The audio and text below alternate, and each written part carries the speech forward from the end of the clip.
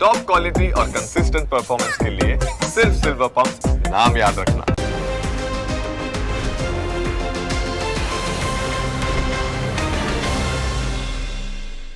Presented by trade bulls. अब trading सबके बस की बात है।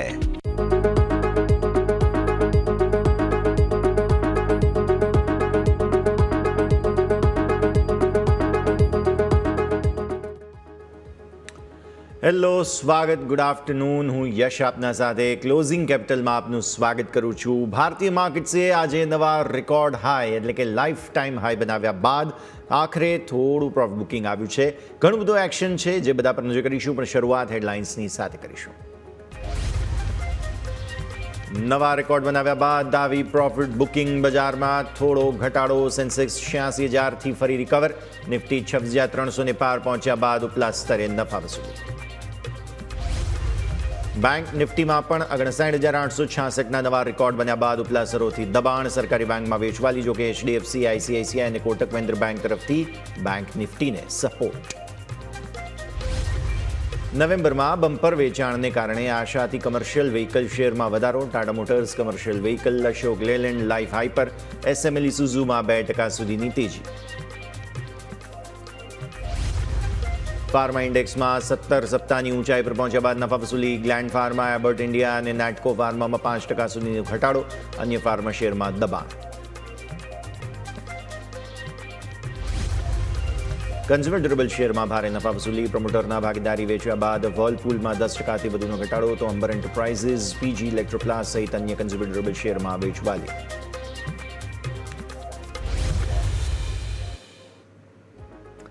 તો આખરે નવા રેકોર્ડ હાઈ બનાવી ચૂક્યો છે નિફ્ટી અને સેન્સેક્સ. તમને ઓલમોસ્ટ 14 મહિના પછી આ સફળતા મળતી જોવા મળેલી છે અને ત્યારબાદ નફા વસૂલી પણ આવતી જોવા મળેલી છે.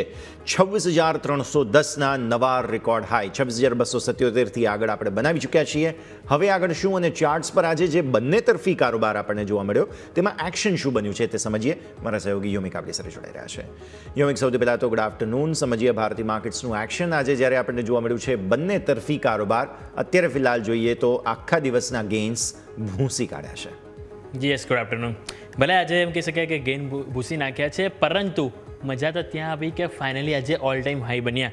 તમે જો નિફ્ટીમાં ફાઇનલી આજે ઓલ ટાઈમ હાઈ, સેન્સેક્સમાં ફાઇનલી 86,000 પાર નવા ઓલ ટાઈમ હાઈ બન્યા છે. સ્વાભાવિક છે કે આટલી તેજી બાદ થોડીક નફા વસૂલી આવે તેમાં દુઃખી ના થવું જોઈએ, પછી સુખી થવું જોઈએ કે ક્યાંક ને ક્યાંક ચલો થોડુંક નીચે આવશે તો આપણને ખરીદીનો મોકો ફરીથી મળશે. ઓવરઓલ વ્યૂ હજુ પણ પોઝિટિવ છે. ભલે ઉપલા સાથે આજે મામૂલી દબાણ આવ્યું છે જેને કોઈ જ નેગેટિવ સંકેત આપણે એઝ ઓફ નાવતો નહીં લઈએ. હવે ચાર્ટ ઉપર શું કરીશું તો આવો સૌથી પહેલાં સમજી લઈએ. નિફ્ટીથી શરૂઆત કરીએ. નિફ્ટીમાં એઝ ઓફ નાવ તમે નજર કરો તો ડેઇલી ચાર્ટ સૌથી પહેલાં સ્ક્રીન પર લઈને આવો. તો ડેઇલી ચાર્ટ તમે જુઓ તો આપણને આજે જે કેન્ડલ છે ક્યાંક ને ક્યાંક ટોપ બનતી જોવા મળી છે. હવે જરૂરત છે કે આજનું ક્લોઝિંગ ઘટાડા સાથે બસ ના આવવું જોઈએ.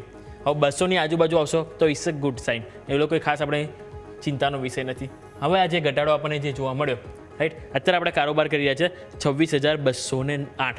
સારી વસ્તુ છે. આજનું તમે ઓપનિંગ જુઓ તો આપણને જોવા મળે તો 26,261, એટલે નો ડાઉટ ચાલો એટલું બધું ના પણ જાય પરંતુ 26,200ની ઉપર મતલબ કે ક્યાંક ને ક્યાંક એક સપોર્ટ સાથે ક્લોઝિંગ આપણે અહીંથી જોઈ રહ્યા છીએ.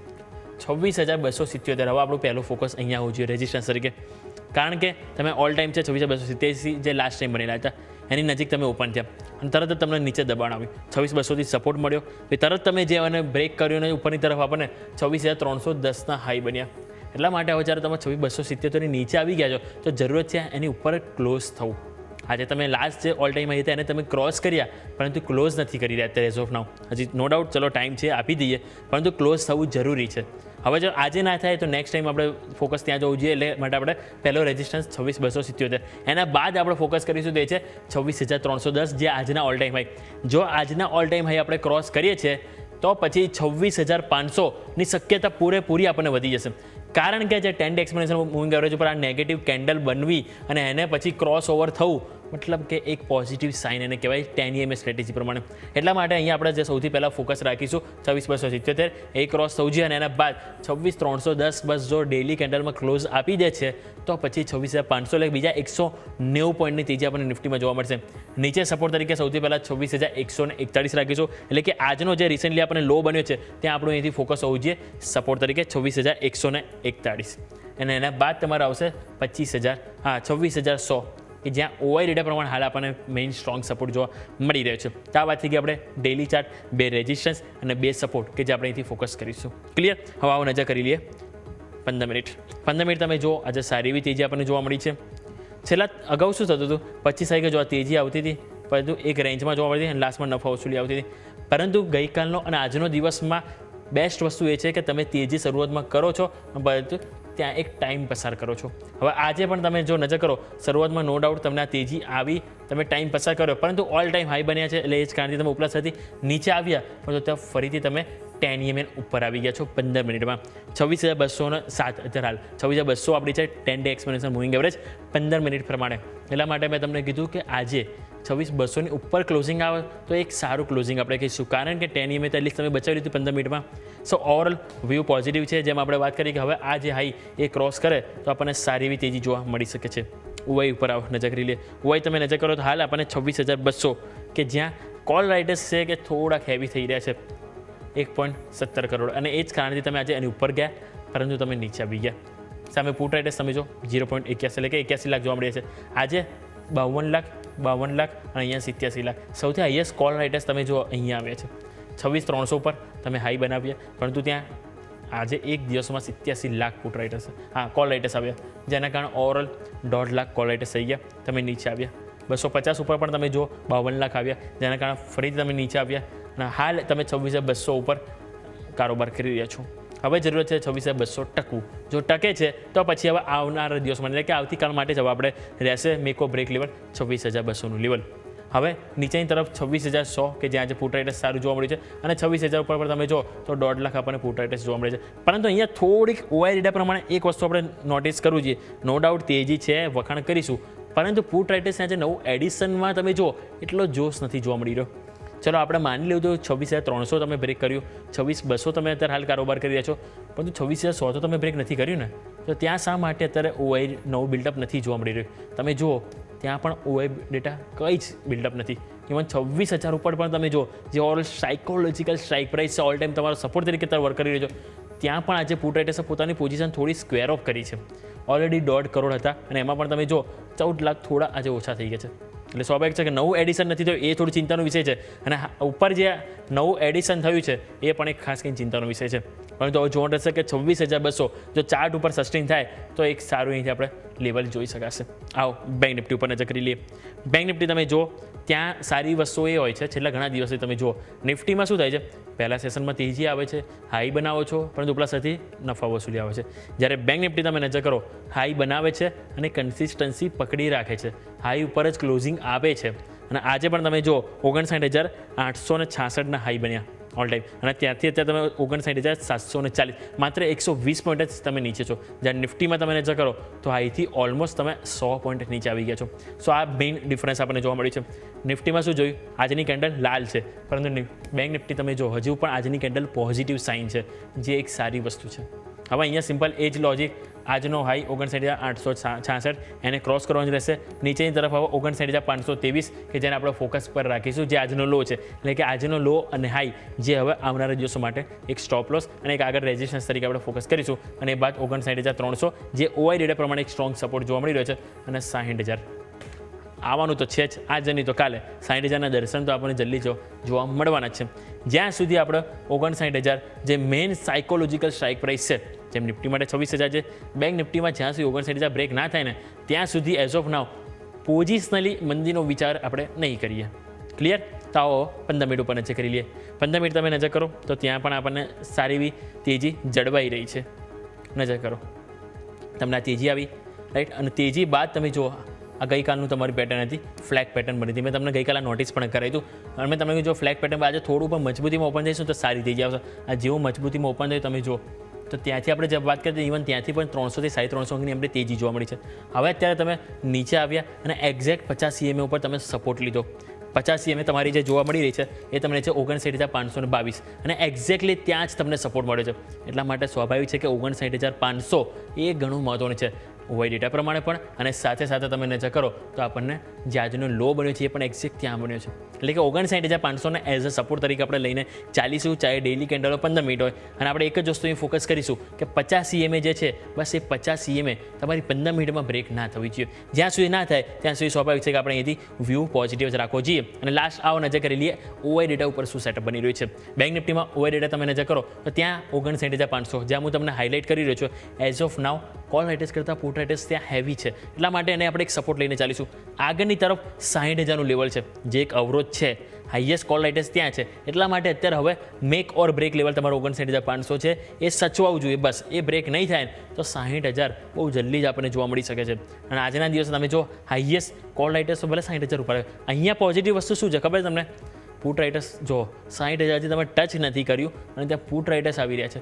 3 લાખનું આજે નવું એડિશન જોવા મળ્યું છે, જે બતાવે છે કે ક્યાંક ને ક્યાંક બેંક નિફ્ટીમાં હાલ તેજી નથી અટકવાની. એટલે કે અહીંયા તો ખાસ કરીને આપણે મંદીનો વિચાર નહીં જ રાખીએ. તો ક્લિયર, આ વાત થઈ ગઈ આપણે નિફ્ટી અને બેંક નિફ્ટી. હાલ તમે જો 26,215 જ્યાં નિફ્ટી કારોબાર કરી રહી છે, 26,200 બસ જો ક્લોઝિંગ ફેરી જળવાઈ જાય તો ઇટ્સ અ ગુડ ક્લોઝિંગ. અને બેંક નિફ્ટી માટે જેમ આપણે વાત કરી 59,500 જે સપોર્ટ તરીકે કામ કરશે, જો એ નહીં તૂટે ને તો આપણને 60,000 મે બી કાલે પરમ દિવસ 1-2 દિવસમાં પણ આપણને 60,000ના દર્શન બેંક નિફ્ટીમાં જરૂરથી જોવા મળશે. હા, પછી થોડું પ્રોફિટ બુકિંગ મે બી આવી શકે, પરંતુ 60,000 સુધી મે બી ચાન્સીસ છે કે હજુ બેંક નિફ્ટી એક પોઝિટિવ ટ્રેન્ડ આપણને જોવા મળી શકે છે. યસ, બિલકુલ. તો આ સંકેતો છે કે જેને ધ્યાન પર રાખવાના રહેશે. યોમિક, પછી આપના સાથે ફરી એકવાર જોડાઈએ. મીનવાઇલ માર્કેટ પર નજર કરો તો એ જ રેન્જમાં છીએ, 26,200 ઉપર હવે આજનો ક્લોઝ આપવાની કોશિશ અત્યારે ફિલહાલ માર્કેટ્સ કરી રહ્યા છે. એટલે હવે જોવાનું રહેશે કે 26,200 ઉપર ક્લોઝિંગ મળે છે કે કેમ કે 2:45 વાગ્યાનો સમય થઈ ચૂક્યો છે. એટલે હવે સેટલમેન્ટ માટેની મૂવ્સ ચાલી રહી છે. પ્લસ યાદ રાખો આજે મંથલી એક્સપાયરી છે સેન્સેક્સની, એટલે એટલું કંઈ સરળ નથી. આજનો દિવસ હજુ પણ ઉથલપુથલ આવનારા હવે બાકી બચ્યો છે ઓલમોસ્ટ, સમજો ને તમે 2:45 વાગ્યાનો સમય થઈ રહ્યો છે, એટલે પોણા કલાકથી વધુનો સમય છે. બટ સ્ટીલ પોસિબલ છે કે અહીંયા હજુ પણ થોડી ઉથલપુથલ આવનારા પોણા કલાકમાં જોવા મળે. તો તેની તૈયારીઓ આપણે અહીંયાથી ખાસ રાખવાની રહેશે. આગળ વધીએ અને હવે ખાસ અત્યારે ફિલહાલ તમે જુઓ તો ખાસ જે સેક્ટર અપડેટ છે તેના પર નજર કરી લઈએ એક વખત. મીડિયા સેક્ટરમાં સૌથી વધુ ખરીદદારી છે. ફિન નિફ્ટીએ આજે સરપ્રાઇઝ આપી છે, એટલે નિફ્ટી ફિનાન્શિયલ સર્વિસીસમાં ખરીદદારી, બેંક્સ, પ્રાઇવેટ બેંક્સમાં આજે સારી ખરીદદારી. બાકી વેચવાલી ઘણી છે. Oil and gas, PSU bank, real estate, આ બધા સેક્ટર્સ છે કે જેની અંદર આજે વેચવાલીનું દબાણ બનતું જોવા મળી રહ્યું છે. પણ આવો આગળ વધીએ અને હવે ખાસ વધુ ચર્ચા કરીશું SR રિસર્ચના શ્યામ રેલવાણી આપણી સાથે જોડાઈ રહ્યા છે. શ્યામ સર, સ્વાગત. સૌથી પહેલાં તો ગુડ આફ્ટરનૂન. પહેલાં તો નવા રેકોર્ડ બની ગયા છે, એટલે કોંગ્રેચ્યુલેશન સર, શુભકામનાઓ. અને હવે માર્કેટને કઈ દિશામાં આગળ વધતા જુઓ છો તેને સાથે ચર્ચાની શરૂઆત કરી હશે. ગુડ આફ્ટરનૂન યશજી, અને ગુડ આફ્ટરનૂન યોમિકભાઈ અને બધા વ્યુઅર્સને પણ ગુડ આફ્ટરનૂન. યશજી, આપણે માર્કેટની અગર વાત કરીએ તો માર્કેટે જે રીતે આજે ઓલ ટાઈમ હાઈ ટચ કર્યા અને એના પછી થોડું ઘણું પ્રોફિટ બુકિંગ બતાવે છે, અને પ્લસ આજે સેન્સેક્સની મંથલી એક્સપાયરી પણ છે, તો એના લીધે થોડી ઘણી ઓપ્શનને એડજસ્ટમેન્ટ વાળી જે મૂવ્સ આવે છે એ રીતની મૂવ આપણને જોવા મળી રહી છે. પણ ઓવરઓલ આપણે ચાર્ટના સ્ટ્રક્ચર ઉપર જોઈએ અથવા માર્કેટમાં જે રીતે ટ્રેન્ડ સેટઅપ બની રહ્યું છે અને જે રીતે બ્રેથ ચાલી રહી છે, અત્યારે એવું ચાર્ટ પર કોઈ સ્ટ્રક્ચર ખરાબ નથી દેખાતું. ઇનફેક્ટ જે છે ગઈકાલની જે કેન્ડલ હતી એ સારામાં સારી કેન્ડલ બની છે અને એની ઉપર સસ્ટેન કરી રહ્યું છે અને ગઈકાલના ક્લોઝની આસપાસ જ આપણે ટ્રેડ કરી રહ્યા છે. અને બેંક નિફ્ટી તો ગઈકાલના ક્લોઝ કરતા 150 પોઈન્ટ ઉપર ટ્રેડ કરી રહ્યું છે. એટલે માર્કેટમાં અત્યારે હવે દરેક ઓપોર્ચ્યુનિટી બાય ઓન ડિપ્સ તરીકે જોવામાં આપણને ઇન્ટરેસ્ટ રહેશે. નીચેની તરફ જ્યાં સુધી 26,000 છે અથવા 26,100 વાળું લેવલ છે બ્રેક નથી કરતું, ત્યાં સુધી આપણે દરેક ઓપોર્ચ્યુનિટી બાય ઓન ડિપ તરીકે ટ્રીટ થશે. સેમ એ જ રીતે બેંક નિફ્ટીમાં પણ અગર આપણે જોઈએ તો ગઈકાલનું જે બ્રેકઆઉટ આપ્યું છે એ સારું ડિસાઇસિવ બ્રેકઆઉટ છે અને આટલા બધા દિવસથી જે બેંક નિફ્ટી એક રેન્જમાં ફસાયેલું હતું, કાલે ઉપરની સાઈડ સારું સ્ટ્રેન્થની સાથે બ્રેકઆઉટ આપ્યું છે. હવે બેંક નિફ્ટીમાં અગર નીચેની તરફ જોઈએ તો 59,150 થી લઈને 59,400 ની એક રેન્જ છે, 350 પોઈન્ટની 250 પોઈન્ટની એક રેન્જ છે, જે હવે સારા સપોર્ટ તરીકે વર્ક કરશે. અને નીચેની તરફ અગર આ બેંક નિફ્ટી પણ આવે છે તો જ્યાં સુધી 59,000 ની ઉપર છે અને આ 150-200 પોઈન્ટની જ્યાં સુધી રેન્જમાં આપણે બાય કરવાનો ઓપોર્ચ્યુનિટી મળે તો આપણે ડેફિનેટલી એને બાય ઓન ડિપ્સ તરીકે જોઈ શકીએ. ઉપરમાં 60,000 ને 60,600-700 સુધીના લેવલ પણ જે છે બેંક નિફ્ટીમાં આવનારા દિવસમાં જોવા મળી શકે છે. અને નિફ્ટી આ લેવલ સસ્ટેન કરી જાય છે, 1-2 દિવસ અહીંયા હોલ્ડ કરે છે, તો આપણે જે રીતે ઉપરમાં વાત થઈ હતી 26,800 થી લઈને 27,000 ના લેવલ નિફ્ટીના પણ આવનારા દિવસમાં આવતા જોવા મળી શકે છે. બિલકુલ. તો લેવલ્સની દ્રષ્ટિએ આ બે સંકેતો છે કે જેને ધ્યાન પર રાખીશું. આપણી સાથે સાયરામ સ્ટોક્સના અરુણ રંગપરિયા પણ જોડાઈ રહ્યા છે. અરુણ સર, આપનું પણ સ્વાગત અને સૌથી પહેલાં તો ગુડ આફ્ટરનૂન અને સૌથી પહેલાં તો શુભકામનાઓ સર. નવા રેકોર્ડ્સ 14 મહિના પછી આપણે ફાઇનલી બનાવ્યા છે, એટલે આ એક બહુ મોટી અચીવમેન્ટ આપણા માટે ગણાય. પણ સાથે સાથે એ પણ સમજવાનું કે જે પ્રકારે આટલું સરસ એક્શન બન્યું છે માર્કેટમાં, તો કયા સંકેતો, કયા સ્ટોક્સ, કયા લેવલ્સ હવે પહેલાં તો તમે ધ્યાન પર રાખશો. એટલે પહેલાં ઇન્ડેક્સની વાત કરી લઈએ, પછી હું તમારા પાસે સ્ટોક્સ માટે આવું સર. Yes, good afternoon.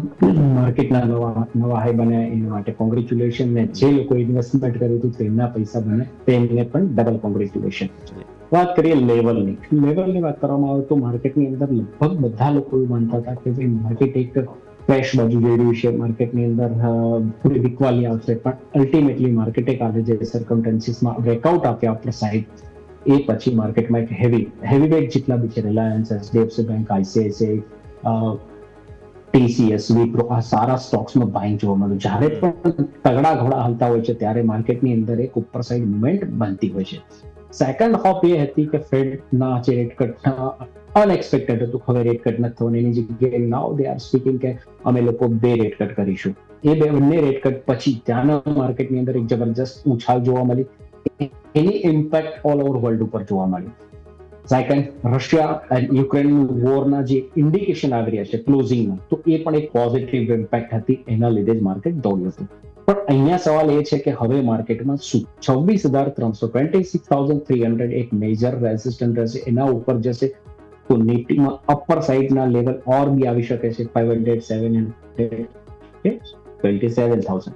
પણ એ ક્યારે આવશે? જ્યારે 26,000 ક્રોસ થશે ત્યારે. બેંક નિફ્ટીની અંદર મને એવું લાગે છે કે બેંક નિફ્ટી જે રીતે આપણે લાસ્ટ ટાઈમ બી વાત કરી હતી કે 59,500, 700 એક એન્ડ હોઈ શકે. એટલે આજે આપણને બેંક નિફ્ટીમાં ઉછાળ જોવા મળે છે, પણ અહીંયા થોડું મને લાગી રહ્યું છે કે બેંક નિફ્ટીમાં પ્રોફિટ બુકિંગ આવવું જોઈએ. નિફ્ટી અગર અહીંયાથી રિવર્સ થશે અને વાપસ 26,000 નીચે જશે તો પણ આ રેલી નલ એન્ડ વાઇટ થઈ જશે. હા, ડેફિનેટલી એવું નથી કે રેલી પાછી રિવર્સ થઈ જશે. હા, કન્સોલિડેશન કરીને 1-2 દિવસ રોકાઈને પાછું માર્કેટ ઉપર જઈ શકે છે, પણ એના માટે વર્લ્ડ માર્કેટ હવે સપોર્ટિવ હોવા જોઈએ. જે આપણે રેસિસ્ટન્ટ તરીકે વાત કરતા હતા, જે આપણે હર્ડલ ક્રોસ નથી કરી શકતા, એ આપણે હર્ડલ ક્રોસ કરીને એના ઉપર ટ્રેડ કરી રહ્યા છીએ, તો ઇટ ઇઝ પોઝિટિવ.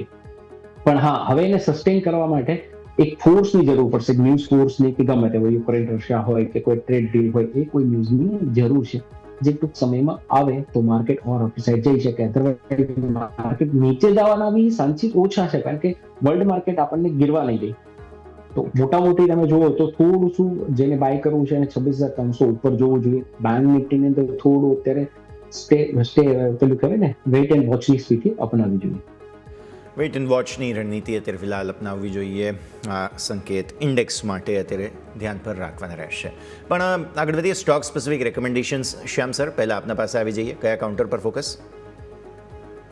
યસજી, સ્ટોક સ્પેસિફિકમાં આજે આપણી પાસે એક એનબીએફસી સેક્ટરમાંથી એલએનટી ફાઇનાન્સ સારું લાગી રહ્યું છે. સ્ટોક અત્યારે 307 રૂપિયાની આસપાસ ટ્રેડ કરી રહ્યો છે. 300 રૂપિયાથી લઈને 310 રૂપિયાનો ઝોન જે છે એ બાઇંગ ઝોન તરીકે વર્ક કરશે. નીચેમાં એક સેફર સાઇડ તરીકે થોડુંક દૂરનો સ્ટોપ લોસ છે, પણ માર્કેટમાં જે રીતે ઉપરથી થોડું ઘણું કરેક્શન આવે છે તો એક સેફ સ્ટોપ લોસ હાથમાં લઈને સારું રહેશે. 280 ની આસપાસનો આપણો સ્ટોપ લોસ રહેશે. ઉપરમાં પહેલું ટાર્ગેટ 350 અને સેકન્ડ ટાર્ગેટ 380 ના આપણા જોવા મળી શકે છે. સ્ટોકમાં અગર વાત કરીએ તો ડેલી ટાઈમ ફ્રેમ અથવા વીકલી ટાઈમ ફ્રેમ ઉપર સારું એવું મોમેન્ટમ જોવા મળે છે.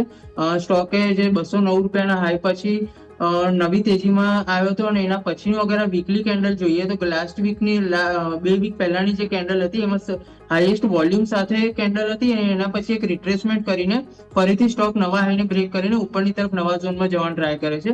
280 નો એક સપોર્ટ સારો વર્ક કરશે અને ઉપરમાં 350-380 ના ટાર્ગેટ જોવા મળી શકે છે. કે 350-380ના ટાર્ગેટ્સ, 280ના સ્ટોપ લોસ સાથે એલએનટી ફાઇનાન્સ પર ખરીદદારીનો વ્યૂ. અરુણ સર, આપના પાસે સ્ટોક સ્પેસિફિક રેકમેન્ડેશન્સ જાણી લઈએ. યસ, લાસ્ટ ટાઈમ આપણે પરસિસ્ટન્ટની વાત કરી હતી, 2 સ્ટોક્સની વાત કરી હતી, એક પરસિસ્ટન્ટ અને ટેક્સમેકો રેલ. તો પરસિસ્ટન્ટ તો ઓલમોસ્ટ ચાલી ગયો છે અને ટેક્સમેકો રેલ બી આપણે આપ્યા નથી, ઉપર જ છે. આજે વાત કરીએ, એક આપણે ડેરિવેટિવ સ્ટોક્સની વાત કરીશું, એક આપણે કેશ સ્ટોક્સની વાત કરીશું. ડેરિવેટિવ સ્ટોક્સની વાત કરીએ તો again I selected a pharma stock Laurus lab 105-107 ની આજુબાજુ ફ્યુચર ટ્રેડ થઈ રહ્યું છે. અહીંયા જો સ્ટ્રોંગ રેસિસ્ટન્સ છે સ્ટોક્સ માટે, જેને કહી શકાય અપર સાઇડ રેસિસ્ટન્સ છે 10202 છે, મતલબ અહીંથી 15 થી 16 રૂપિયા અપર સાઇડ એક સ્ટ્રોંગ રેસિસ્ટન્ટ. નીચેની સાઈડ સપોર્ટની વાત કરવામાં તો 982 અને 970 સુધીના નીચેમાં લેવલ જોવા મળી શકે છે. જ્યારે બાયિંગની વાત કરવામાં આવે તો અહીંયા આપણે વાત કરીશું બ્રોકિંગ ફોર એડરવાઇઝ સિક્યુરિટીઝની, જેની પ્રાઇસ 112 111 ની આજુબાજુ ચાલી રહી છે. સ્ટ્રોંગ બેઝ 105 થી 7 રૂપીસ નીચે છે. અપર સાઇડ પહેલા રેસિસ્ટન્ટની વાત કરવામાં તો 123 અને સેકન્ડ રેસિસ્ટન્ટ 130 સુધીના લેવલ જોવા મળી શકે છે. One is in cash, one is in future. Okay, તો એક કેશનું કાઉન્ટર અને એક ફ્યુચરનું કાઉન્ટર, આ બંને પર પણ અહીંયા નજર રાખવાની રહેશે. તો અરુણ સર તરફથી પણ આજની જે સલાહ છે તે બંને પર નજર રાખવાની રહેશે. આવો દર્શક મિત્રો, એક નાનકડા વિરામનો સમય થઈ ગયો છે. બ્રેક લઈએ અને બ્રેક બાદ સરકારી બેંક્સને લઈને એક રસપ્રદ રિસર્ચ લઈને આવી રહ્યા છે. બ્રેક બાદ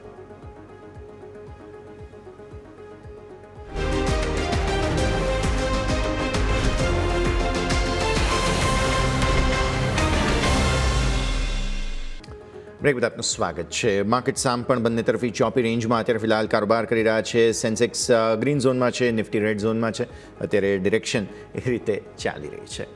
પણ આજે એક સેક્ટર અને ઇનફેક્ટ છેલ્લા થોડા સમયથી હાઇલાઇટ થઈ રહ્યું છે, તે છે PSU બેંક સેક્ટર.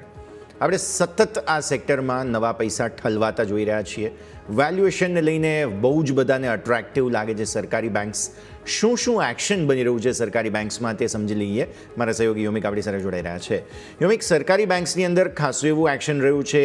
વાયદા બજારમાં પણ તમે જુઓ તો ખાસું એવું ટ્રેક્શન રહ્યું છે. શું ઓબ્ઝર્વેશન્સ અહીંયા? સરકારી બેંક તમે નજર કરો તો છેલ્લા ઘણા ટાઈમથી આપણને એક એક્શન મોડમાં જોવા મળી રહ્યું છે. ઇવન મારે જો ઓવરઓલ 2025ની વાત કરું તો સૌથી બેસ્ટ પરફોર્મર તરીકે આપણે અહીંથી એવોર્ડ આપવો જોઈએ. તો ઓવરઓલ આવો નજર કરીએ આપણે ગ્રાફિક્સના માધ્યમથી. સૌથી પહેલાં તમે નજર કરો તો સરકારી બેંકોમાં જાન્યુઆરીથી અત્યાર સુધીમાં 32% રિટર્ન બન્યું છે. 6 મહિનામાં તમે જુઓ તો બીજા સેક્ટર છે કે જેને આઉટ પરફોર્મ કર્યું છે, બીજા નંબર આવે છે સૌથી બેસ્ટ પરફોર્મન્સમાં. બીજું તમે નજર કરો તો 5 ડિસેમ્બરની પોલિસી હવે જે ઓલરેડી આપણને ખ્યાલ છે કે જાહેરાત થવાની છે વ્યાજદરને લઈને, એના કારણે પણ હજુ પણ આ સેક્ટર છે એ ફોકસ પર રહેશે. અને એના બાદ તમે જો વ્યાજદર ઘટાડવામાં આવે છે તો હજુ પણ ફાયદો આ સેક્ટરને હજુ મળવાનો છે. 5 ડિસેમ્બર RBI જો 25 બેઝિસ પોઈન્ટ અહીંયાથી ઘટાડો કરશે તો સ્વાભાવિક છે કે પોઝિટિવ તો રહેશે જ બેંકો માટે, પરંતુ સરકારી બેંક વધારે અહીંયાથી પોઝિટિવ રહેશે. ઓવરઓલ જો ક્વાર્ટર ટુના જે પરિણામ જે આવ્યું એમાં જો વાત કરીએ તો એમાં પર્સનલ લોન ખાસ કરીને જોઈએ તો પર્સનલ લોનમાં 37% ઉછાળો સરકારી બેંકોમાં જોવા મળ્યો છે. બીજું તમે જો હોમ લોન સેગમેન્ટમાં પણ હિસ્સેદારી વધી છે અહીંયાથી, જે 50%ને પણ પાર જતી રહી છે સરકારી બેંકોની. બીજું તમે નજર કરો તો સામે એસેટ ક્વોલિટી આપણને ખ્યાલ છે ગ્રોસ NPA નેટ NPAમાં પણ સારો એવો સુધારો સરકારી બેંકોમાં આ બીજા ત્રિમાસિકમાં આપણને જોવા મળે છે. ક્વાર્ટર ટુમાં ટોટલ જે ઓવરઓલ બેંકનો જો નફો જોઈએ સરકારી બેંકોમાં તો આપણને અહીંયાથી 9% વધારો જોવા મળે છે. અને આંકડો જોઈએ તો 49,000 કરોડની આજુબાજુ આપણને આંકડો જોવા મળી રહ્યો છે. એટલે અહીંયા પણ આપણે ખાસ કરીને તમે જો એક્શન જોવા મળી છે. હવે જો વાત કરીએ થોડું વેલ્યુએશન પ્રમાણે તો હાલ તમે જોશો નિફ્ટીમાં PSU બેંકનો હાલ પ્રોફિટ PAB રેશિયો એટલે કે price two book value ratio જે છે 1.4x જોવા મળી રહ્યો છે, જ્યારે પ્રાઇસ ટુ અર્નિંગ રેશિયો એટલે P રેશિયો 8.75 છે.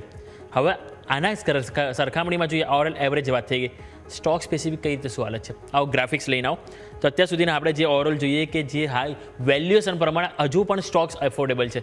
આટલી તેજી આવી છતાં પણ તમે જુઓ ઘણા બધા સ્ટોક છે જે કે બેંક ઓફ ઇન્ડિયા જેનો PB રેશિયો તમે જુઓ 0.8x છે અને સામે જેનો પ્રાઇસ રેશિયો જુઓ 6.81 છે, જ્યારે ઇન્ડસ્ટ્રીનો 8ની ઉપર છે. બેંક ઓફ બરોડા અહીંયા પણ તમે જો એટલે કે bank of Baroda, central bank, union bank 4 છે કે જેની price two book value ratio હજુ પણ 1થી નીચે છે. સામે P રેશિયો તમે નજર કરો તો ઓલમોસ્ટ PNB સુધી દરેકનો ઇન્ડસ્ટ્રીથી નીચે છે.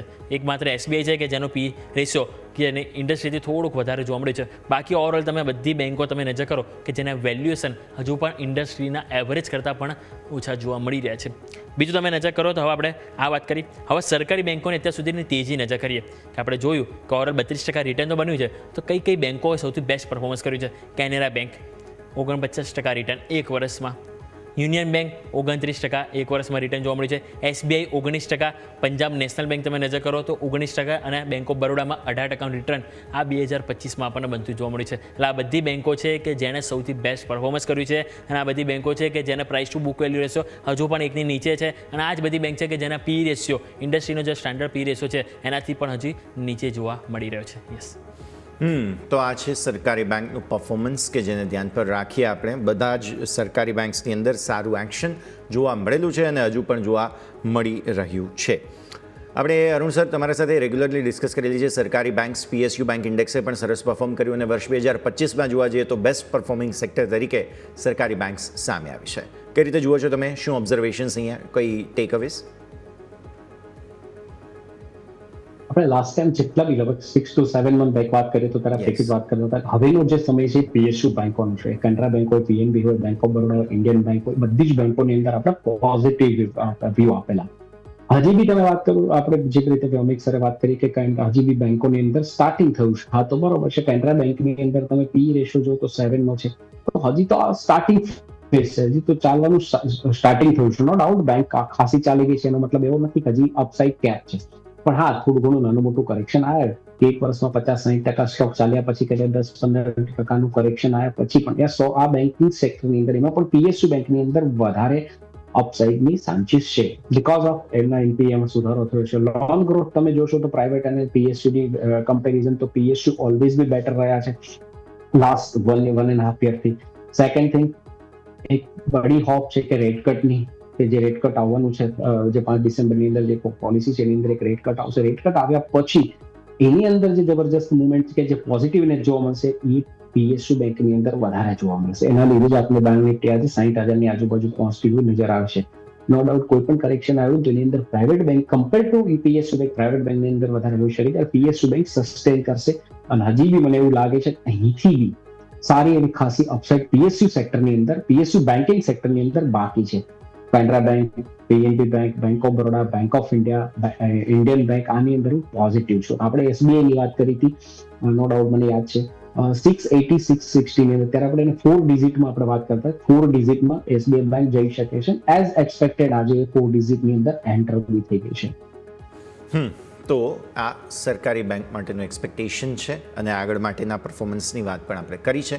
આવો દર્શક મિત્રો, એક નાનકડા બ્રેકનો ફરી એકવાર સમય થયો છે, વિરામ લઈશું અને વિરામ બાદ અમદાવાદ હવે કોમનવેલ્થ ગેમ્સનું મેજબાન બનવા જઈ રહ્યું છે.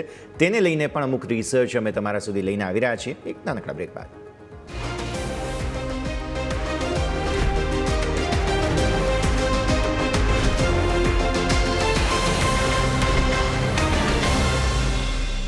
બ્રેક બધા આપનું સ્વાગત છે. માર્કેટ્સ અત્યારે બંને તરફી ચોપી રેન્જમાં કારોબાર કરી રહ્યા છે. સેન્સેક્સને હજુ પણ ગ્રીનમાં રહેવું છે અને નિફ્ટી સતત લાલ નિશાનમાં છે. બહુ પરિવર્તન નથી કંઈ. જુઓ તમે 20 પોઈન્ટનો ઘટાડો, 30 પોઈન્ટની મજબૂતી, સેન્સેક્સ નિફ્ટી બંનેમાં રિસ્પેક્ટિવલી, એટલે એકદમ રેન્જમાં અત્યારે ફિલહાલ કારોબાર ચાલી રહ્યો છે. 3 વાગ્યાનો સમય થઈ ચૂક્યો છે, એટલે હવે જે મૂવ્સ આવશે તે એક્સપાયરી સ્પેસિફિક અહીંયાથી રહેશે. કેમ કે તમને યાદ હોય તો આપણે ત્યાં ખાસ મંગળવારે પણ એવા જ પ્રકારની બહુ મોટા ઘટાડાની મૂવ હતી, ઓલ થેન્ક્સ ટુ MSCI રિબેલેન્સિંગ. હવે આજે પછી બુધવારે સારી તેજી જોવા મળી અને આજે હવે ફરી એકવાર રેકોર્ડ બનાવ્યા બાદ લિમિટેડ રેન્જમાં કારોબાર છે. હવે દર્શક મિત્રો, આપણે જાણીએ છીએ તેમ અમદાવાદને કોમનવેલ્થ ગેમ્સના 2030ના મેજબાન એટલે કે યજમાન તરીકે પસંદ કરવામાં આવ્યું છે. અને અહીંયા આયોજન જો થાય તો અમદાવાદની કઈ એવી લિસ્ટેડ કંપનીઓ છે અથવા તો કયા એવા સેક્ટર્સ છે કે જેમને લાભ થઈ શકે તે વિશે પણ હવે ઇન્ટરેસ્ટિંગ રિસર્ચ છે. ફરી એકવાર જઈએ મારા સહયોગી યોમિક પાસે. યોમિક, જણાવો કોમનવેલ્થને લઈને કયા કયા સ્ટોક સેક્ટર્સ છે કે જે હાઇલાઇટ થઈ રહ્યા છે જ્યારે અમદાવાદ બનશે હવે સ્પોર્ટ્સ સિટી? જી બિલકુલ, યસ. હવે જ્યારે અમદાવાદ એક સિલેક્ટ કરવામાં જ્યારે વાતો ચાલી રહી છે, સ્વાભાવિક છે કે અમદાવાદ માટે એક ગર્વની વાત છે. માત્ર અમદાવાદ નહીં પરંતુ ગુજરાત માટે પણ આ એક ગર્વની વાત કહેવાય. હવે આપણે રહ્યા શેરબજારના માણસો, એટલે સ્વાભાવિક છે કે શેરબજાર રીતે વિચારીએ તો કયા સેક્ટર અને કઈ કંપની છે કે જેને આનાથી ફાયદો થવાનો છે. હવે એની વાત કરીએ. અમદાવાદ 2030 કોમનવેલ્થ ગેમ્સનું જે આયોજન કરે તેવી જાહેરાતો છે, તેનાથી સ્ટોક અને સેક્ટરોનો ઘણો મોટો ફાયદો થવાનો છે. સૌથી પહેલાં તમે જો રિયલ એસ્ટેટ, હોસ્પિટાલિટી, ઇન્ફ્રાસ્ટ્રક્ચર અને કન્સ્ટ્રક્શન, આ 4 જે સેક્ટર છે કે જેમાં સારો એવો મોટો ફાયદો થવાનો છે. અર્બન ડેવલપમેન્ટ અને જે હોટલના જે એક્સપાન્શન અને લાંબા ગાળા માટે જે રિયલ એસ્ટેટમાં અહીંથી વધારો જોવા મળી શકે છે.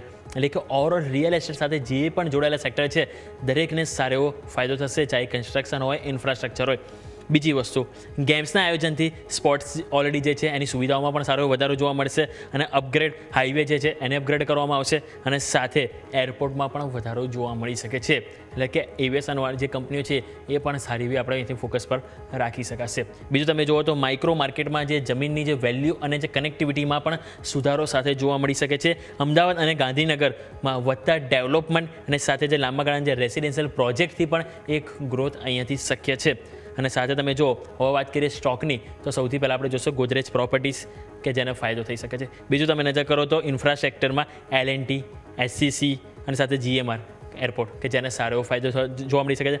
હોસ્પિટાલિટીમાં તમે નજર કરો તો આપણને ITC હોટલ અને ઇન્ડિયન હોટલ્સ કે જેને સારો એવો ફાયદો આ સમાચારથી જોવા મળી શકે છે. એટલે સ્વાભાવિક છે કે ઓવરઓલ આપણને જેમ હાઇલાઇટ થશે કન્સ્ટ્રક્શન, ઇન્ફ્રાસ્ટ્રક્ચર, રિયલ એસ્ટેટ આ બધા સેક્ટર છે કે જેને અને ખાસ કરીને હોસ્પિટાલિટી સેક્ટર, ઇવન એવિએશન પણ જોડી દઈએ, આ બધા સેક્ટર છે કે જેને ખાસ કરીને આ ફાયદો થવાનો છે. 2030માં જે અમદાવાદમાં જે ચર્ચા થઈ રહી છે કોમનવેલ્થની એને લઈને આ બધા સેક્ટર અને સ્ટોક જે આપણે ખાસ કરીને ફોકસ પર રાખીશું. યસ, તો આ બધા જ સ્ટોક્સ છે, સેક્ટર છે કે જેના પર નજર રહેવાની છે. તો રિયલ એસ્ટેટ ખાસ કરીને હોટલ સ્ટોક્સ છે તેને તમે જુઓ, ઇન્ફ્રાસ્ટ્રક્ચર સ્ટોક્સ છે, આ બધા પર એક્શન બની શકે તેમ છે. શ્યામ સર, રિયલ એસ્ટેટમાંથી કોઈ પસંદગી, ઇવન અમદાવાદની કંપનીઓમાં જોઈએ તો ગણેશ હાઉસિંગ બહુ મોટું નામ છે અને તે પણ અત્યારે ફિલહાલ લિસ્ટેડ કંપની છે, એટલે ગણેશ હાઉસિંગનો સ્ટોક આમ પણ ખાસો એવો કરેક્ટ પણ થઈ ચૂક્યો છે. અનાઉન્સમેન્ટ્સ પછી તમને લાગે છે કે કોઈ ફોકસ અહીંયા બની રહ્યું હોય? યસજી, ગણેશ હાઉસિંગમાં પણ જે રીતે વાત કરીએ તો આજે એક ગેપ અપ ઓપનિંગ પણ આપણને જોવા મળ્યું છે, પ્લસ સ્ટોક અત્યારે 8% તેજી સાથે કામ કરી રહ્યું છે અને ગઈકાલના લો અથવા તો પછી જ્યાંથી નીચેથી આપણે અગર ટ્રેન્ડ રિવર્સલ તરીકે જોઈએ તો ત્યાંથી પણ સ્ટોકમાં ઓલમોસ્ટ અત્યારે લગભગ 77 થી 80 રૂપિયાની આસપાસ ઉપરની તરફ સ્ટોકે મૂવ કર્યું છે. અને એક આપણે ડેલી ટાઈમ ફ્રેમના ચાર્ટ ઉપર પણ જોઈશું ને તો 770 ની આસપાસ 750 થી 770 ની ઝોનમાં એક સારો સપોર્ટ ઝોન હતો. સ્ટોક કન્ટિન્યુઅસ એક ડાઉન ટ્રેન્ડમાં હતો. 2 દિવસ પહેલા પણ બિલકુલ નીચેની તરફથી એક બેઝ બનાવવાનો ટ્રાય કરી રહ્યો હતો. એક નોમિનલ આપણે અગર કહીએ તો 9 EMA અથવા 10 EMA ની ઉપર આવીને ગઈકાલે ક્લોઝ આપવાનો ટ્રાય કર્યો હતો અને આજે ગેપ અપ ઓપનિંગ સાથે ઉપરની તરફ સસ્ટેન થવાનો ટ્રાય કરે છે. 900 ની આસપાસના હાઈ કર્યા છે, પણ ઉપરની તરફથી જે રીતે માર્કેટમાં થોડું ઘણું કરેક્શન જોવા મળી રહ્યું છે, પ્લસ ગેપ અપ ઓપનિંગ વાળી આ જે ગેપની જગ્યા છે, કદાચ સ્ટોક એને ફિલ કરીને પછી ઉપરની સાઈડ નવી તેજી બતાવે અને 900 ની ઉપર સસ્ટેન થાય તો સ્ટોકની ઇમિડિયેટલી એક 922 ના રેન્જમાં પણ 200 EMA નું એક રેઝિસ્ટન્સ જોવા મળી શકે છે. એટલે સ્ટોકમાં અગર ચાર્ટ ઉપર બિલકુલ ટેકનિકલ રીતે વાત કરીએ તો જ્યાં સુધી 922 ની ઉપર ડિસાઇસિવ ક્લોઝ નહીં આપે ત્યાં સુધી સ્ટોકમાં મોટી મુવમેન્ટની શક્યતા થોડી ઓછી દેખાય છે.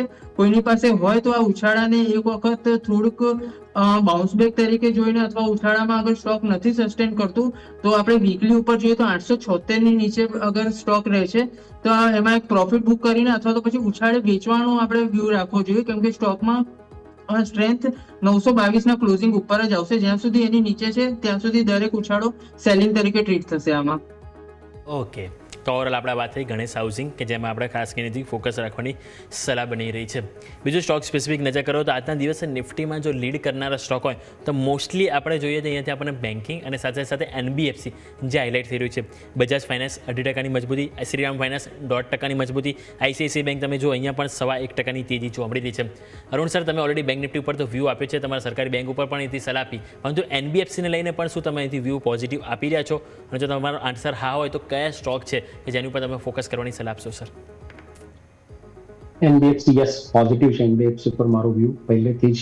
બજાજ ફાઇનાન્સ જે આપણે લેવલ કહેતા તે લેવલથી થોડું દૂર રહી ગયું, ત્યાંથી એ ઉપર આવી ગયો. એના પછી જોઈએ તો L&T હાઉસિંગ ફાઇનાન્સ છે, મેક્સ ફાઇનાન્શિયલ સર્વિસીસ છે, આ બધા NBFC ના કોઈ પણ સ્ટોક હશે ને માઇક્રો ફાઇનાન્સને લગતા કોઈ બી સ્ટોક્સ એ આવનાર દિવસોમાં એક સારું પરફોર્મન્સ આપી શકે છે. હજી ત્યાં એક મૂવ કેચઅપની બાકી છે, તો એ સ્ટોક્સની અંદર હું બધા સ્ટોક્સને પ્રિફર આપું છું, પણ હા, ફેવરિટ સ્ટોક્સની વાત કરવામાં આવે તો Bajaj finance, L&T housing finance અને મહિન્દ્રા એન્ડ મહિન્દ્રા ફાઇનાન્સ, આ 3 સ્ટોક્સને વધારે પ્રિફરન્સ આપું છું. 3 સ્ટોક સાથે અગર કઈ આ સેક્ટરની અંદર ઇન્વેસ્ટમેન્ટ કરવું તો લીડિંગ આ હોઈ શકે.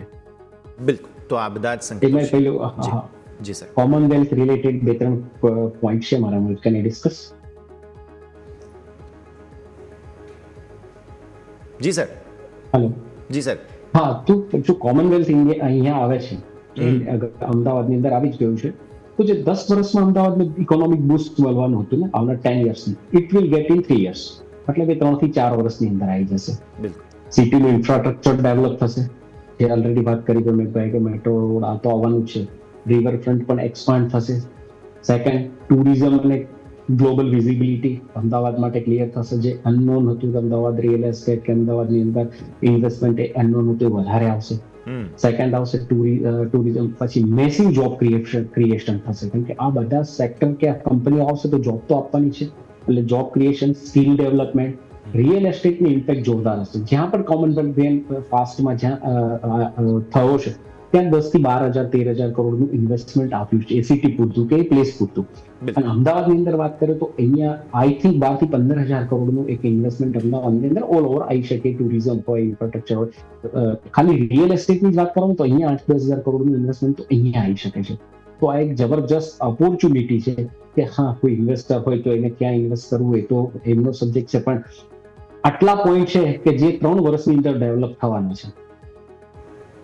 બિલકુલ. તો આ સંકેતો છે ડેફિનેટલી કે જેને પણ ધ્યાન પર રાખવાના રહેશે અને સ્ટોક્સ સેક્ટર્સ બધા જે જબરદસ્ત હાઇલાઇટ થઈ રહ્યા છે તેના પર પણ ફોકસ રાખવાનું રહેશે. પણ આગળ વધીએ હવે થોડા આજના કાઉન્ટર્સ જે બઝિંગ હતા તેમાંથી જો એક ડિસ્કસ કરીએ તો તે છે GMDC. ગઈકાલે પણ ક્લોઝિંગમાં શ્યામ સર અમે ડિસ્કસ કર્યો હતો અને આજે પણ જોઈ રહ્યા છીએ કે 555ના મેજિક ફિગર પર છે. એટલે એ એક વખત ધ્યાન રાખીએ. 5%થી વધુની મજબૂતી છે. અદ્ભુત સંયોગ છે કે 5%ની તેજી અને 555 પર સ્ટોક. થોડું સમજાવો સર, કઈ રીતે જુઓ છો? અને સરસ રિકવરી બતાવી. પ્લસ મેટલ્સ, મિનરલ્સ, જ્યારથી રેર અર્થ મિનરલ વગેરે ચર્ચામાં છે, ગઈકાલે જે રીતે કેબિનેટે મંજૂરી આપી તો GMDCને પૂરો લાભ તેનો મળી રહ્યો છે. સર યજી, આ રેર અર્થ મેટલની અગર વાત કરીએ તો એમાં આખી થીમ જ અત્યારે એક્ટિવ થઈ ગઈ હોય એ રીતનું ચાર્ટ ઉપર દેખાઈ રહ્યું છે. GMDC ની પણ વાત કરીએ તો 470 ની આસપાસથી 450 થી 470 નો એક ઝોન હતો, એ સપોર્ટ ઝોન તરીકે એમાં હતો. એમાં 200 EMA નું સપોર્ટ પણ હતું. પ્લસ એના જે પ્રીવિયસ હાઈ હતા એ આપણે લગભગ વાત કરીએ જાન્યુઆરી 2014માં, ત્યાંથી સ્ટોક એકવાર કરેક્ટ થઈને નીચે 260, ઓલમોસ્ટ 240, 250 ના ઝોનમાં ગયો હતો અને લેવલનું બ્રેકઆઉટ આપ્યું હતું સપ્ટેમ્બરમાં અને ઉપર 650, લગભગ 650 સુધી તેજી નવી કરીને એને રીટેસ્ટ કર્યું હતું. અને રીટેસ્ટ પછી પણ સારી એવી સ્ટ્રેન્થ સાથે સ્ટોક ફરીથી ઉપરની તરફ મૂવ કરવાનો ટ્રાય કરે છે. તો અગર આપણા આ વીકની કેન્ડલ જોઈએ ને તો આ વીકની કેન્ડલનો લો છે ઓલમોસ્ટ 466 રૂપિયાની આસપાસ. તો એ લો છે એ હવે અત્યારે બહુ ઇમ્પોર્ટન્ટ લેવલ તરીકે વર્ક કરશે. જ્યાં સુધી સ્ટોક આની ઉપર છે ત્યાં સુધી સ્ટોકમાં ડેફિનેટલી કોઈની પાસે હોય તો એને હોલ્ડ કરી શકાય છે. પ્લસ થોડું ઘણું અગર કરેક્શન મળતું હોય તો એમાં નવું બાઇંગ પણ એડ કરી શકાય છે. સ્ટોકમાં અગર ઉપરની તરફના લેવલની વાત કરીએ તો સૌથી પહેલા જે છે 650-670 નું ઝોન છે એ આપણને જોવા મળી શકે છે. અને એની ઉપર સ્ટોક અગર સસ્ટેન થાય છે તો ઉપરની તરફ 720 થી 750 ના ઝોન પણ આપણા સ્ટોકમાં આવનારા સમયમાં આવતા જોવા મળી શકે છે. 650 ની ઉપર સ્ટોક બિલકુલ એક નવા ખરીદીના બાઇંગ ઝોનમાં જતું રહેશે. કોઈની પાસે હોય તો ડેફિનેટલી હોલ્ડ કરવાની સલાહ રહેશે. અને થોડું પણ ડીપમાં મળે છે 500 રૂપિયાની આસપાસ, તો નવું એડ કરવું હોય તો પણ કરી શકાય. ઓકે, તો ઓવરઓલ આપણે વાત થઈ GMDC કે જેની ઉપર આપણા સૌ કોઈથી ફોકસ હોવું જોઈએ. આજે તમે જો માર્કેટમાં ઉપરા સરથી જે દબાણ આવ્યું એમાં એક સેક્ટર છે કે જે થોડું પાર્ટિસિપેટ વધારે કર્યું છે દબાણમાં, એ છે ઓટો સેક્ટર. તમે જો ઓલમોસ્ટ 15માંથી 6 સ્ટોક પોઝિટિવ છે જ્યારે 9 સ્ટોક વેચવાલીમાં જોવા મળી રહ્યા છે. મજબૂતીમાં અશોક લેલેન્ડ 7.5% તેજી, ઓલ ટાઈમ હાઈ ઉપર આજે સ્ટોક કારોબાર કર્યો છે. મધરસન સુમી 4% તેજી છે. એક્સા ઇન્ડસ્ટ્રી, સોનાકોમ્સ આ બધા છે કે જેમાં આજે ઓવરઓલ સારી એવી તેજી છે. પરંતુ વેચવાલીમાં તમે જો આઈસર મોટર્સ જે ઘણા દિવસોથી પોઝિટિવ તો આજે 7,000નું લેવલ તોડી રહ્યો છે ટોપ લૂઝર્સમાં. બજાજ ઓટો, મારુતિ, તમે જો TVS મોટર્સ આ બધા સ્ટોક છે જે વેચવાલી સાથે જોવા મળી રહ્યા છે. તો અરુણ સર, આ બધા આ જે સેક્ટર છે એમાંથી કયા સ્ટોક છે કે જેને તમે બાય ઓન ડીપ તરીકે એક બેસ્ટ પાર્ટિસિપેટ તરીકે અહીંથી જોઈ રહ્યા છો અને કયા લેવલ છે કે સ્ટોકમાં આપણે ફોકસ કરીશું સર? લાસ્ટ ટ્યુઝડેના જ્યારે આપણે ડિસ્કસ કરી રહ્યા હતા ત્યારે આપણે બે સ્ટોક પ્રિફરન્સ કર્યા હતા, એક આઈસર મોટા અને એક હીરો મોટા. એની અંદર બંનેની અંદર આપણે ઉપરના 6200 ના લેવલને, આની અંદર આપણે આઈસર મોટરની અંદર નિયર અબાઉટ 7,280 to 7,300 સુધીના લેવલ આપણે આપ્યા હતા, એ અચીવ થઈ ગયા. એના પછી પ્રોફિટ બુકિંગ એટલા માટે આવી રહ્યું છે કે બીકોઝ અત્યાર સુધી ઓટો સ્ટોક્સ પેસમાં હતું, મુવમેન્ટમાં હતું.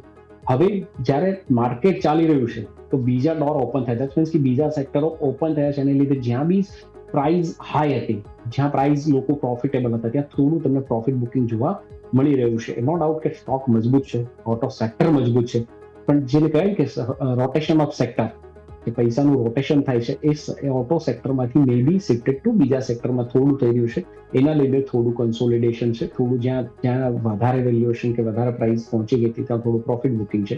કન્સોલિડેશન કરીને પછી નીચે આવે તો again I pick Hero motor, Eicher motor, TVS અને M&M. આ મારા ફેવરિટ સ્ટોક હોય છે જે જ્યારે બી નીચે આવતા હોય છે ત્યારે આની અંદર અમે એન્ટ્રીની સલાહ અમારા કસ્ટમરોને આપતા હોય છે, because it's not a game of short term કે ઓટો માટે કોઈ એવું નથી કાલ જ ચાલી જશે, પણ એ theme almost on an average તમને પૈસા બનાવીને આપશે. બિલકુલ. તો આ સંકેત છે અશોક લેલેન્ડ, સારી મજબૂતી આજના દિવસે જોવા મળેલી છે. થોડા ઘટનારા શેર્સ પણ ડિસ્કસ કરી લઈએ, કેમ કે માર્કેટના આટલા સરસ મૂડ વચ્ચે પણ આજે Whirlpool India all because of a block deal તમને મેજર મંદી આવતી જોવા મળેલી છે. આમ પણ સ્ટોક સ્ટ્રેચ્ડ હતો, પછી સ્પ્લિટ બોનસ આ તે બધી વસ્તુઓ થઈ, એક્સ થઈ ગયો અને હવે 1000ના લેવલને મેન્ટેન કરવાની કોશિશ ચાલી રહી છે. કેટલું મહત્વનું લેવલ છે શ્યામ સર 1000નું વોલપૂલ ઇન્ડિયા માટે?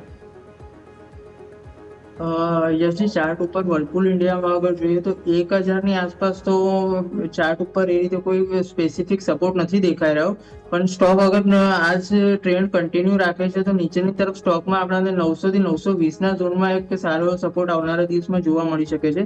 કોઈની પાસે હોય તો નેક્સ્ટ સપોર્ટ એ જ રહેશે, કેમ કે અગર સ્ટોકમાં 2017-18ની પણ વાત કરીએ તો સ્ટોકે 2016ની આસપાસ એ લેવલનું એક બ્રેકઆઉટ આપ્યું હતું, 17-18માં એને એક રીટેસ્ટ આપ્યું અને ત્યાંથી આખી નવી તેજીની શરૂઆત થઈ હતી. એટલે આ લેવલ જે છે એક અને 2025માં આપણે માર્ચમાં પણ અગર જોઈએ તો એક વખત સ્ટોક ત્યાં રીટેસ્ટ થઈને થોડો બાઉન્સ કરવાનો ટ્રાય આપ્યો હતો અને 13 ઓક્ટોબર વાળા વીકલી કેન્ડલ પણ છે સારા વોલ્યુમની સાથે ક્લોઝ કર્યું હતું, પણ તેમ છતાં આગળ જોઈએ તો સ્ટોકે એક નીચેની સાઈડથી થોડું બાઉન્સ બેક બતાવીને ડબલ ટોપ ટાઈપની પેટર્ન બનાવીને અને આજે 13 ઓક્ટોબરની વીકલી કેન્ડલ હતી એનો 1161ની 1140ની આસપાસનો લો હતો, અત્યારે એની પણ નીચે ટ્રેડ કરી રહ્યો છે. એટલે સ્ટોક ઉપર ટેકનિકલી જોઈએ તો બિલકુલ નેગેટિવ સાઈડ ઉપર ચાર્ટ દેખાઈ રહ્યો છે. જ્યાં સુધી સ્ટોક 900ની આસપાસ ના આવે ત્યાં સુધી અગર કોઈની પાસે હોય અને હોલ્ડ રાખવું હોય તો એક 900ના લેવલને ધ્યાનમાં રાખીને હોલ્ડ રાખી શકે છે અને નવી તેજી કરવી હોય અથવા તો પછી આ ફોલમાં અગર કોઈને નવી એન્ટ્રી કરવી હોય તો સ્ટોકને એકવાર 900ની આસપાસ આવવા દઈએ.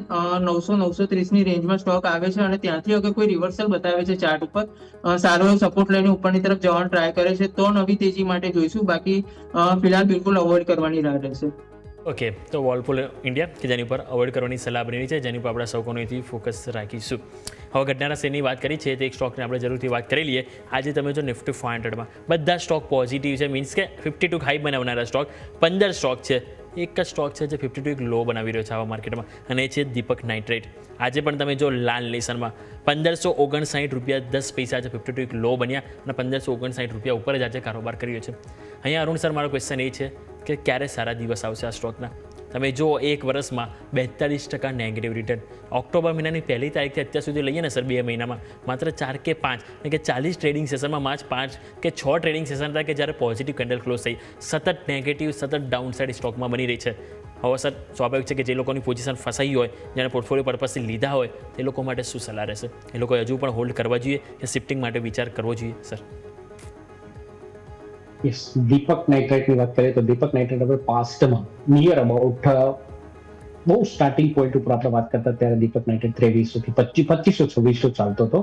એ ટાઈમે બી આપણે આ સ્ટોક્સની અંદર કહ્યું હતું કે એકવાર સ્ટોક્સ 3000 જ્યાં સુધી 2800-2900 ક્રોસ નહીં કરે ત્યાં સુધી એમાં ઉપરના લેવલથી બીકવાલી આવશે. અને નોટ ઓનલી ધીસ શેર, આપણે આખા સેક્ટરની વાત કરી હતી. ગવર્મેન્ટ અગર કોઈ પોલિસી નથી આવતી ફર્ટિલાઇઝર રિલેટેડ કે કોઈ પણ તો આ સ્ટોક્સ ચાલશે નહીં. એમાં પીયુપી પેલો ચંબલ ફર્ટિલાઇઝર બી આવી ગયો, આ બી આવી ગયો, યુપીએલ બી આવી ગયો. આ સ્ટોક્સની અંદર હજી બી 1500 ચાલે છે અને હજી બી કોઈ સપોર્ટિવ કઈ એવું દેખાતું નહીં સ્ટોક્સની અંદર કે નીચે કઈ સપોર્ટ લઈ શકાય.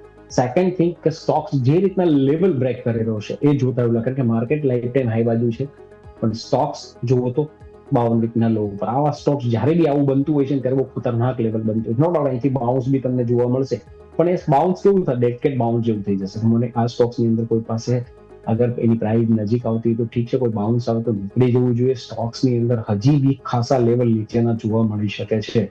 ક્લિયર કટ નવું ઇન્વેસ્ટમેન્ટ ના કરાય. જે છે એમાં કોઈ પ્રાઇસ આવે યા તો બાઉન્સ આવે તો ત્યારે ડેફિનેટલી એ પ્રાઇસ એ બાઉન્સ ઉપર આપણું પ્રોફિટ બુક કરવું જોઈએ. ક્લિયરલી તો વ્યૂ આ પ્રમાણે અહીંયાથી ખાસ બની રહ્યું છે. દીપક નાઇટ્રાઇટ માટે થઈને ફોકસ ધરાવીશું. આગળ વધીએ. અન્ય કાઉન્ટર્સ બેઝિકલી કે જેમાં એક્શન આજના દિવસે બનતું જોવા મળેલું છે. બ્રેઇન બી સોલ્યુશન્સ એટલે કે ફોસ્ક્રાય આપણે ખાસ જે પ્રકારનું એક્શન સતત જોયેલું છે, મંદીનો સંકેત અહીંયા આપણને આવતો જોવા મળેલો છે. અરુણ સર, એક વખત ચાર્ટ પર નજર કરો તમે અહીંયાથી ખાસ, કેમ કે 300ના સંકેત છે હવે જે મેન્ટેન કરવાની કોશિશ ફર્સ્ટ ક્રાય એટલે કે બ્રેઇનબીઝમાં થઈ રહી છે, અને જો હવે 300 ફરી તૂટે તો શું, તે સ્થિતિને પણ સમજવાની રહેશે. સર आपका ब्रांडिंग જી બ્રેઇનબીઝ સર 306 પર છે અત્યારે.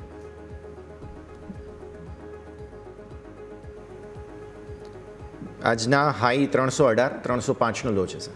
યસ 306 307 ની આજુબાજુ સ્ટોક ટ્રેડ કરી રહ્યો છે. સ્ટોક્સ માટે અપરની સાઈડ જોઉં તો 340 345 એવા ત્યાં એક બે વાર પહોંચીને મારે પ્રોફિટ બુકિંગ આવી જાય છે, બરોબર છે.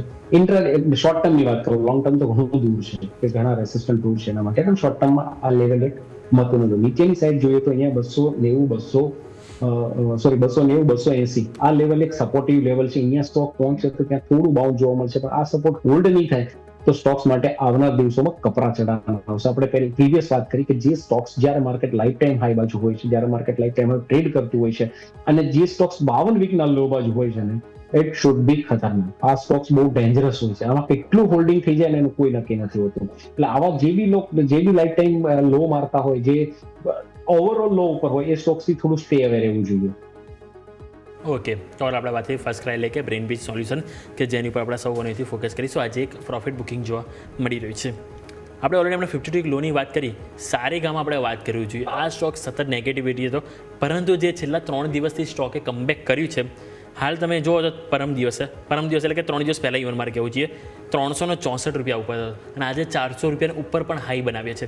તમારી પાસે લઈને આવવા માગીશું શ્યામ સર, સ્ટોક એક વખત નજર કરો. 3 દિવસ પહેલાં બિલકુલ ડોઝી કેન્ડલ બની, અને ત્યાંથી રિવર્સલ સ્ટોકમાં આવ્યું, અને અમે જો ઓલમોસ્ટ 40 અંકની તેજી એટલે કે 10% ઓલમોસ્ટ તેજીમાં છે. તો આ તેજીમાં કોન્ફિડન્સ કેટલો જોઈ રહ્યા છો? જે રીતે 3 દિવસે કોન્ફિડન્સ બતાવી રહ્યા છે, સો નવી ખરીદી કરવા માટે સમય આવી ગયો છે કે વેઇટ કરીશું સર?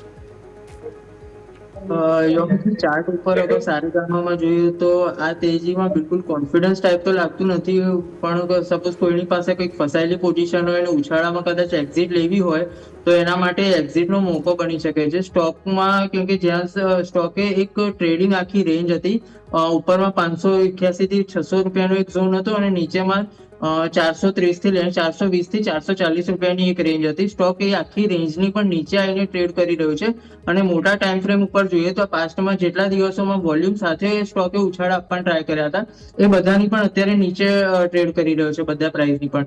એટલે સ્ટોક જ્યાં સુધી ડિસાઇસિવલી 450 ની ઉપર ક્લોઝ નહીં આપે, જે અહીંયાથી ખાસો દૂર છે, આપણે ઓલમોસ્ટ અગર જોવા જઈએ તો 13 થી 14% સ્ટોક એ લેવલથી દૂર છે.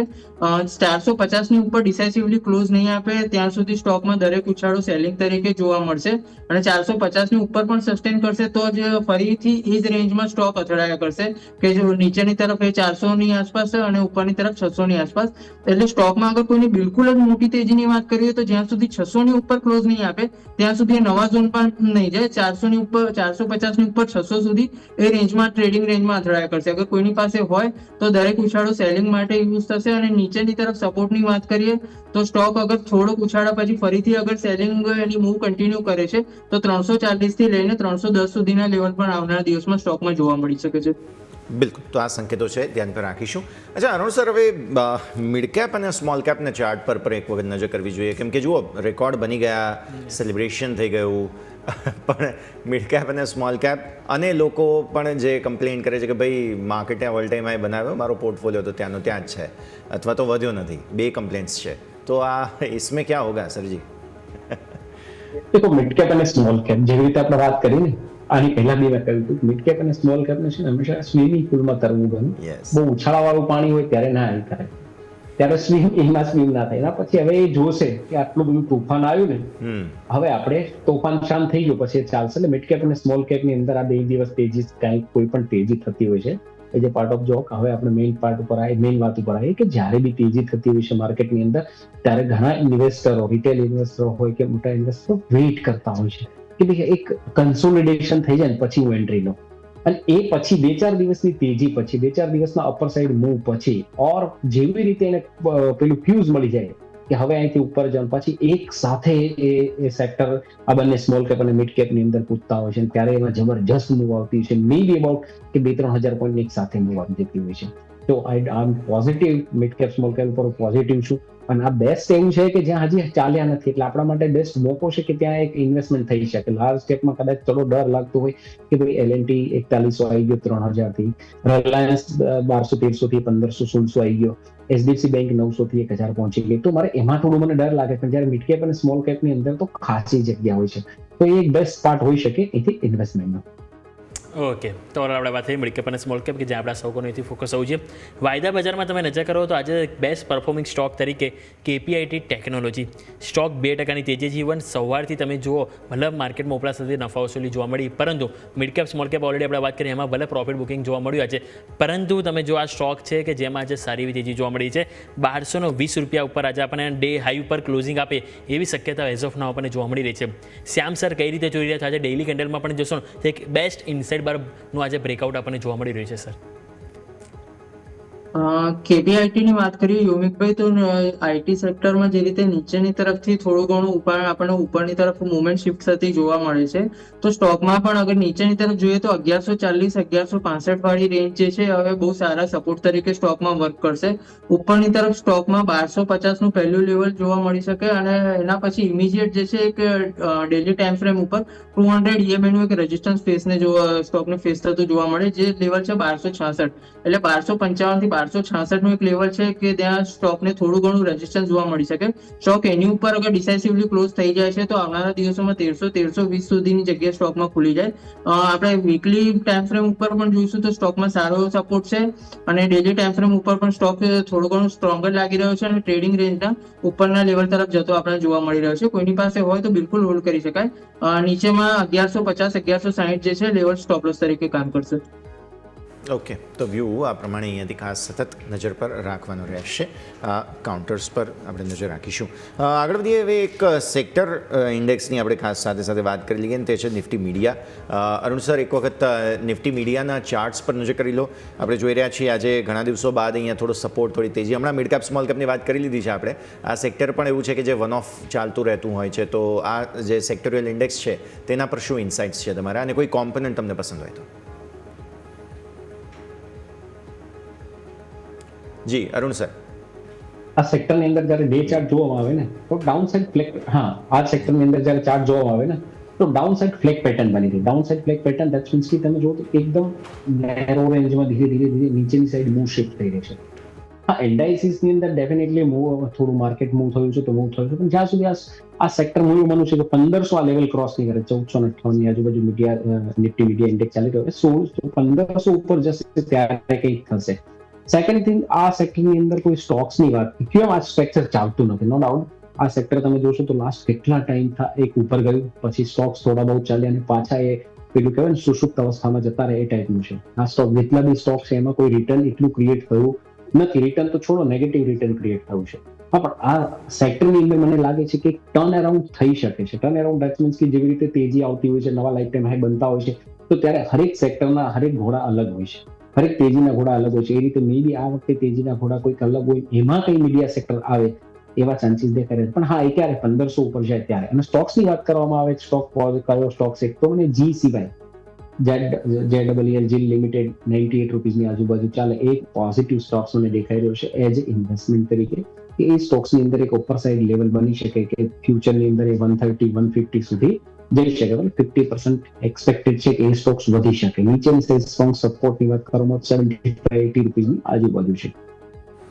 ઓકે, તો આપણે વાત થઈ મીડિયા સેક્ટર કે જેની ઉપર આપણે સૌ કોઈથી ફોકસ રાખીશું. આ સાથે સમય થયો છે રચા લેવાનો. શ્યામ સર, સૌથી પહેલાં આપની પાસે આવીશ, આપના તરફથી ડિસ્ક્લેમર.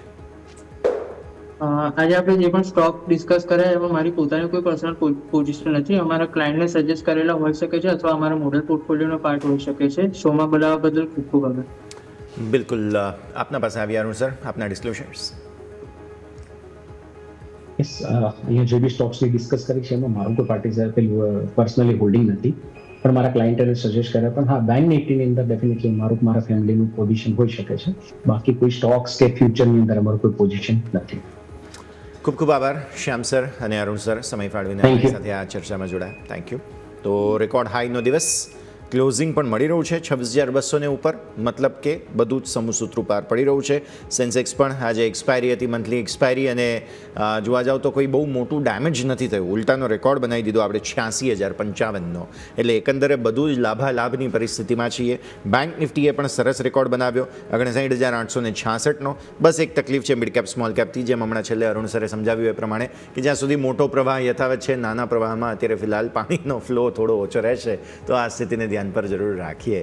આ સાથે જ આજના આ કાર્યક્રમમાં હાલ બસ આટલું જ. મને અને મારા સહયોગી યોમિકને આપશો રજા. આગળના અપડેટ્સ માટે આપ જોતા રહો ન્યૂઝ કેપિટલ ગુજરાત.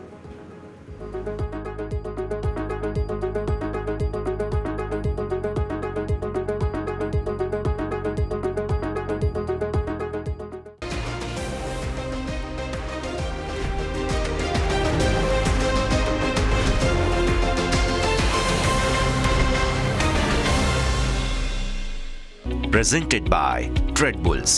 अब ट्रेडिंग सबके बस की बात है।